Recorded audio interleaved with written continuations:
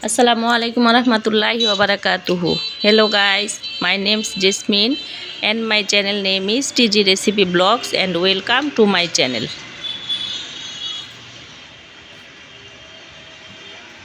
তো আজকে আমি আপনাদের সাথে অর্গানিক ওটস খিচুড়ি রেসিপি শেয়ার করব। তো আমার ভিডিওটি না টেনে অবশ্যই পুরো ভিডিওটা দেখবেন, তাহলে আমি অর্গানিক ওটস খিচুড়ি রেসিপিটা কিভাবে বানালাম সেটা আপনারা দেখতে পারবেন। আর এটা স্বাস্থ্যের জন্য অনেক উপকারী একটা খাবার। পুরো ভিডিওটা দেখার পর বুঝতে পারবেন যে এটা স্বাস্থ্যের জন্য কতটা উপকারী।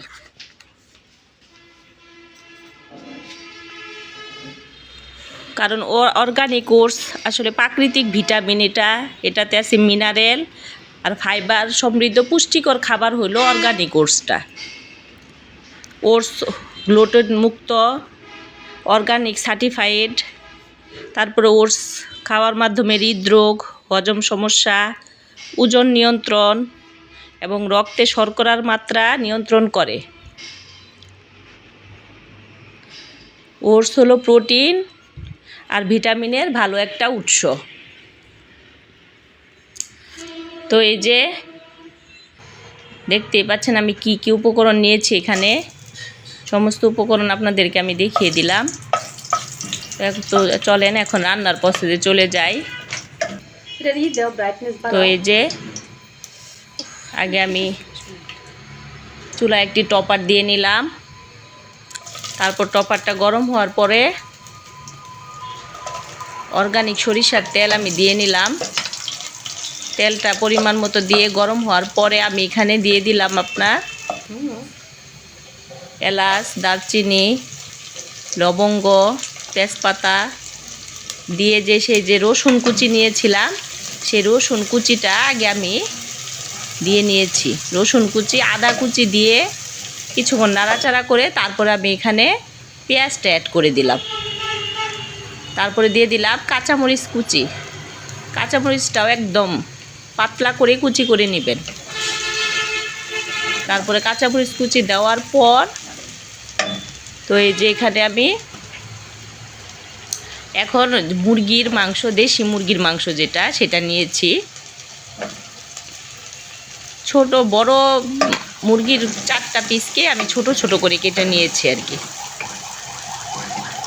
ছোট করে কেটে নিয়ে তারপরে সেই ভাজা পেঁয়াজ, রসুনের মধ্যে, আদার মধ্যে আগে আমি মাংসটা দিয়ে দিলাম।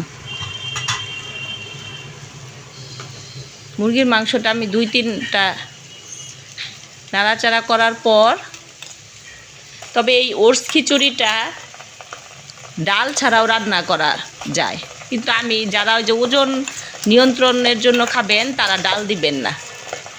কারণ যখন ওজন নিয়ন্ত্রণের জন্য খাওয়া হয় তখন তো ডাল খাওয়া যায় না, কারণ ডালটা শস্য জাতীয় খাবার। তখন ওজন নিয়ন্ত্রণ করার জন্য তখন ডালটা অ্যাভয়েড করতে হয়। তো আমি যখন ওজন নিয়ন্ত্রণ করার জন্য খেয়েছি তখন অবশ্য ডাল দেই নাই, কিন্তু এখন আমার ইনশাল্লাহ আলহামদুলিল্লাহ ওজনটা ঠিক হয়ে গেছে, যার কারণে এখন আমি সামান্য মুগ ডাল এখানে অ্যাড করলাম।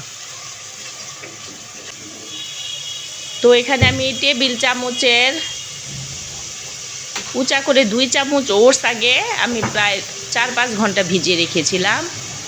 তারপর টেবিল চামচের 1 চামচ আবার মুগ ডালটাও আধা ঘন্টার মতো ভিজিয়ে রেখেছি। তারপরে যে ওটসটা আর কি যত বেশি ভিজিয়ে রাখা যায় তত খিচুড়িটা, ওটসের অমলেটটা সুন্দর হয় আর কি। তো এই তো দেখতেই পাচ্ছেন আমি এখানে দিয়ে দিলাম সমস্ত মশলাগুলি।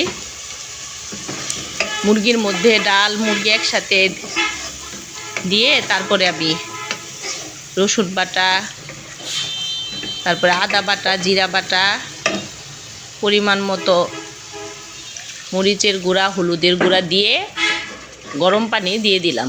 কিছুক্ষণ কষানোর পর অবশ্যই গরম পানি দিবেন। তারপরে এখন আমি এখানে দিয়ে দিব গাজর, কারণ গাজরটা তো বয়েল হইতে সময় লাগে, এজন্য আগে গাজরটা দিয়ে দিলাম মুরগির সাথেই। তো এই যে এখন এখানে চিকেন, ডাল, গাজর এগুলি আগে আমি কষাবো।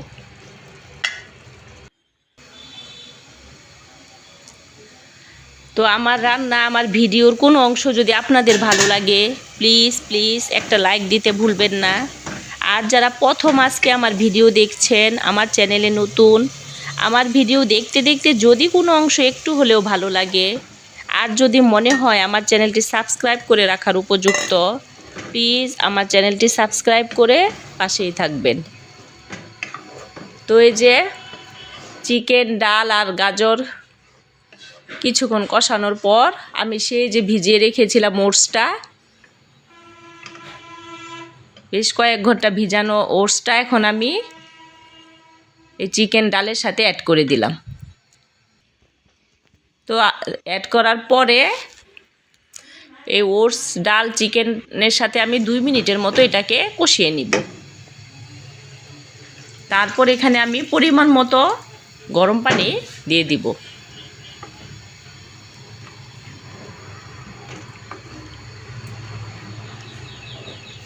একদম ট্রাস্ট মি, আমি যেভাবে এই ওটস খিচুড়িটা দেখাচ্ছি আপনাদেরকে, আমার রান্নার প্রসেসটা ঠিক এভাবে রান্না করে খেয়ে দেখবেন। এটা অনেক মজাদার এবং সুস্বাদু একটা খাবার। তো এই যে চিকেন ডালের সাথে ওটসটা দেওয়ার পর এই যে দেখেন ওটসটা এখন টকবক করে ফুটছে। অবশ্যই গরম পানি ব্যবহার করবেন এটা রান্নার সময়। এটা তো বললামই যে ওটসটা আসলে প্রোটিন আর ভিটামিনের একদম ভালো একটা উৎস এটা। আর এটা ওজন নিয়ন্ত্রণ করার পরে এটা আরও একটা ভালো একটা খাবার শরীরের জন্য। তো এই যে এখন আমি ওটসটা প্রায় আমার 60% হয়ে যাওয়ার পরে এখন আমি এখানে অ্যাড করে দিলাম সেই অল্প একটু কুচানো পাতাকপি, তারপরে দিলাম ব্রকলি, তারপর দিয়ে দিলাম ফুলকপি। কারণ এগুলি আমি এমনভাবে এগুলিকে বয়েল করব যাতে এই সবজিগুলো একেবারেই সিদ্ধ না হয়ে যায়।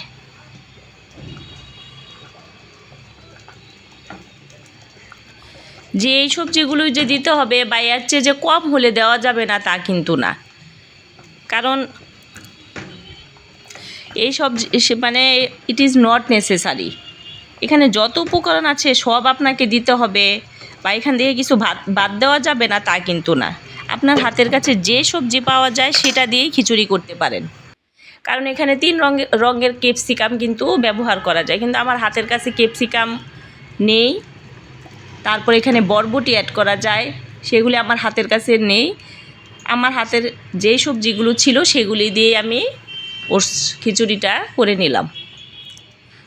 তো আপনারা এখানে এই যে আমি যেই সবজিগুলি দিয়েছি এগুলি দিতে পারবেন। এই যে দেখেন এই সবজিগুলি কিন্তু একেবারে আমি বয়েল করে ফেলিনি।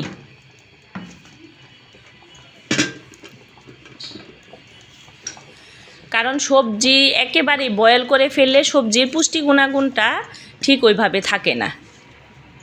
তো এই যে সবজি দেওয়ার পরে আমি 10 মিনিটের মতো চুলাটাকে লো মিডিয়ামে দিয়ে কিন্তু আমি ঢেকে দিয়েছিলাম, যাতে সবজিটা একটু কচকচে টাইপ থাকে। একেবারেই সিদ্ধ করে ফেলবেন না। আমি তো ওই যে যতটুকু সম্ভব চেষ্টা করেছি আপনাদেরকে যে চামচে উঠিয়ে উঠিয়ে দেখানোর জন্য। কারণ একেবারে সিদ্ধ করে ফেললে সবজির পুষ্টি গুণাগুণটা একেবারেই কিন্তু নষ্ট হয়ে যায়। একটু কচকচে টাইপ থাকবে সবজিটা। কিন্তু গাজরটা আগে অ্যাড করেছি এই জন্যই, কারণ গাজরটা একটু বেশি শক্ত থাকে এই জন্য। কিন্তু এই যে ব্রকলি, পাতাকপি, তারপরে এই যে ফুলকপি এগুলি দিয়েছি, এগুলি কিন্তু একটু কচকচে টাইপ রয়েছে। আমি যতটুকু সম্ভব চেষ্টা করলাম দেখানোর জন্য, আপনারা হয়তো বুঝতে পেরেছেন। তো এই তো অলমোস্ট ডান আমার খিচুড়ি।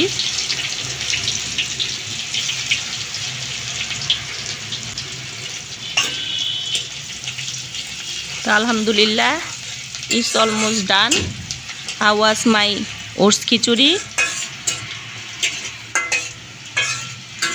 তো এখন এই তো বাগার দিয়ে নিচ্ছি। অবশ্যই বাগার দিবেন। বাগারে আমি কি করলাম, পরিমাণ মতো যখন রান্না করবেন তখন তেলটা একটু কম দিলেও হবে, কিন্তু বাগারের সময় একটু তেলটা বাড়িয়ে দিবেন। তখন আমি এখানে বাগারে আস্ত জিরা দিয়ে দিলাম আর থেতো করা রসুন দিয়ে দিলাম বেশ কিছু। রসুনটা একটু ভাজা হওয়ার পরে তারপরে এই যে রসুনটা আমার ভাজা হচ্ছে, এই ফাঁকে আমি আপনাদেরকে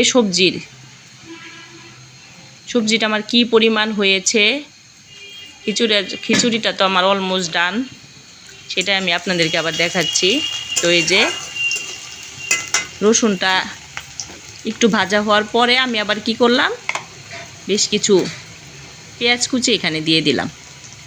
তো সবজিটা তো আপনাদেরকে যখন দেখালাম তখন বুঝতে পারলেন একটু হলুদটা কম লাগলো আমার কাছে। তো এরকম যদি হলুদটা একটু কম হয় বা একটু কমই দিয়ে রান্না করবেন, এটা একটা টিপস, বা এটা রান্নার পর একটা সুন্দর আরও একটা কালার আসে। তখন এই যে বাগারের সময় কি করবেন আপনারা, আর একটু হলুদ বাগারে দিয়ে দিবেন, যে আমি যেভাবে দিলাম। এই যে বাগারে একটু হলুদ দেওয়ার পরে, তবে ওই খিচুড়িতে দিবেন না ওইভাবে, আবার খিচুড়িতে তো রান্নার সময় দিবেন, একটু অল্প দিবেন, কিন্তু এই যে বাগারে এভাবে হলুদ দিবেন। কিছুক্ষণ আবার বাগারে আবার হলুদ দেওয়ার পর পেঁয়াজের সাথে নাড়াচাড়া করার পরে আবার একটু কি করবেন, মরিচের গুঁড়া দিয়ে দিবেন এই বাগারের রাখতেই। তাহলে দেখবেন এটার একদম অসাধারণ একটা কালার আসবে আবার। তো এই যে দেখেন বাগারটাও আমার পুরা কমপ্লিট।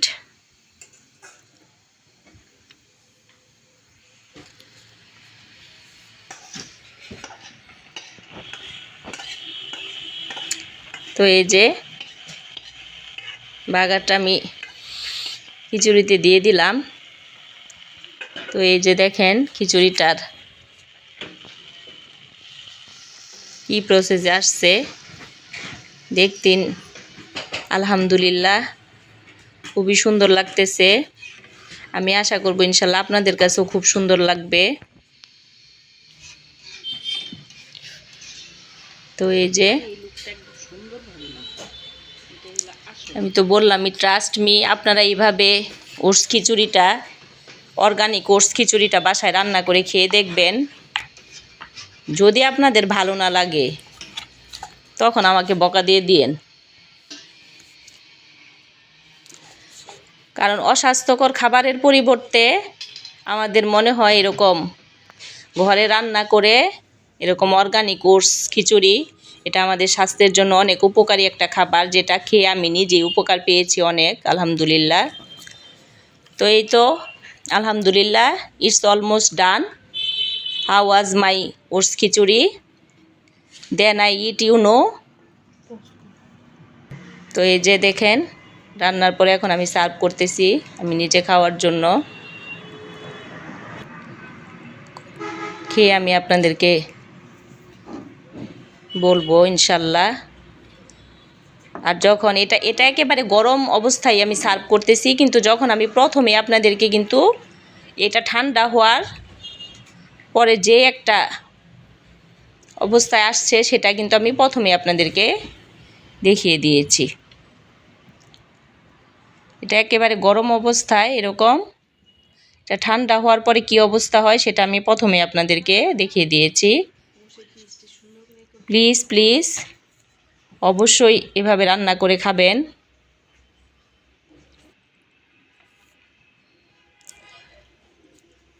তো thank you very much for keep watching my video, and inshallah I will be back I will be back with new recipe.